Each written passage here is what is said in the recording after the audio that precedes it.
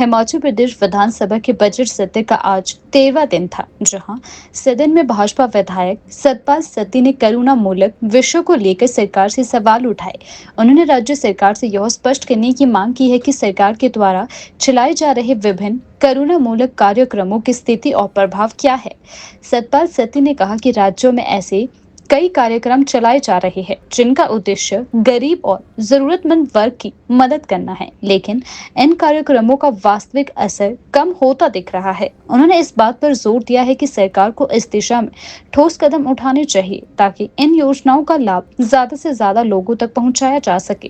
पूरे होने में ही 10-10, 15-15 साल लग जाते हैं। एक तो मैंने ये कहा कि गवर्नमेंट ये तय करे कि 1, 2, 3 करके कितने डॉक्यूमेंट्स उसके लिए चाहिए, उसका एक लेटर दे देना चाहिए जिस आदमी ने इसके लिए अप्लाई करना है, ताकि वो सारे कागज पूरे करे, उसके बाद ये फाइल हमारे पास आनी चाहिए। तो दूसरा मैंने उसमें जो विषय उठाया है कि जैसा जयराम ठाकुर जी की गवर्नमेंट ने एक मुश्त लगभग 3000 बच्चों को नौकरियां दी थी, उन परिवारों को सहारा दिया था। उसी तरह से कांग्रेस पार्टी ने अपने चुनावी घोषणा पत्र में ये घोषणा की थी कि हम सब लोगों को नौकरियां देंगे। तो हमने कहा कि आप लोग उनको जो 1800 से ज़्यादा केसेस पेंडिंग हैं उनको आप लोग नौकरी दो।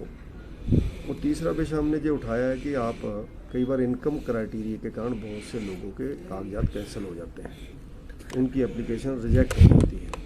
तो उसको हम लोग जो इनकम क्राइटेरिया है उसमें रियायत दे करके अगर सबको नौकरियां देने का रूल है तो सबको दें।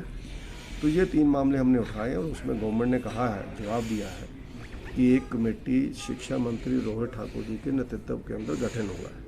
उस कमेटी के माध्यम से रिपोर्ट आएगी और रिपोर्ट के बाद सबको एक मुश्त नौकरी दी जाएगी, ऐसा उन्होंने कहा। हिमाचल प्रदेश के अंदर पिछले 2 वर्षों से जब से कांग्रेस की गवर्नमेंट आई है, खनन माफिया, इलीगल माफिया के साथ साथ जो गोलीकांड लोग कर रहे हैं, जो नशा हिमाचल में बेच रहे हैं, जो गुंडागर्दी का आलम हिमाचल में शुरू हुआ, कानून व्यवस्था जितनी बिगड़ी है, उसके जीते जागते उदाहरण है कि बिलासपुर में डिप्टी कमिश्नर कैंपस के अंदर गोलीकांड हुआ।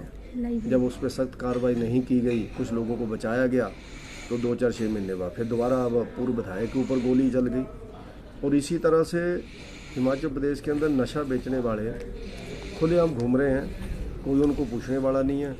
और 4 दिन पहले मंडी के अंदर एक दुकानदार से पहले लोगों ने खाना खाया रात को लगभग 10:30-11 बजे, उसके बाद उससे सारे पैसे ले लिए और जाते ही उसको गोली भी मार गए, सौभाग्यवश वो बच गया।